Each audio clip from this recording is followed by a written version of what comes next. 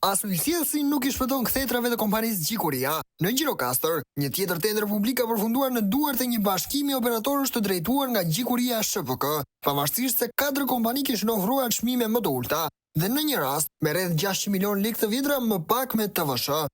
Objekti i tenderit është ndërtimi i ujësjellsave në fshatrat Fushbardh dhe Zhulat në Bashkinë Gjirokastër. Procedura u zhvillua nga Shoqëria e Rajonale e Ujësjelljes Kanalizimeve Gjirokastër SHA, me një fond limit prej 248 milion lekësh të reja pa TVSH, ose afërsisht 3 miliard lekë të vjetra me TVSH. Fituesi, Bashkimi i Operatorëve Gjikuria në pronësi të Florence dhe Milo Gjikuria dhe AC Pro Partners në pronësi të Emiliano De Lilaj dhe Miguel Alia. Oferta e tyre ishte 225.5 milion lekë të reja pa TVSH, që përbën 90.85% të fondit limit, një përqindje që ngre vetvetiu pikpyetje mbi garën e zhvilluar.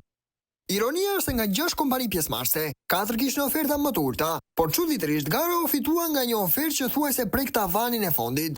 Diferenca mes ofertës fituese dhe më të lirave, plot 600 milion lekë të vjetra me TVSH, një shumë që mund të ndërtonte një tjetër ujësjellës. Ky tender i dyshimt me këtë numër reference është vetëm një në listën e gjatë ku Gjikuria del fitues përkundrejt konkurrencës më të lirë, një model që shton dyshime se jo gjithmonë çmimi më i ulët fiton, por shpesh ai më i preferuari.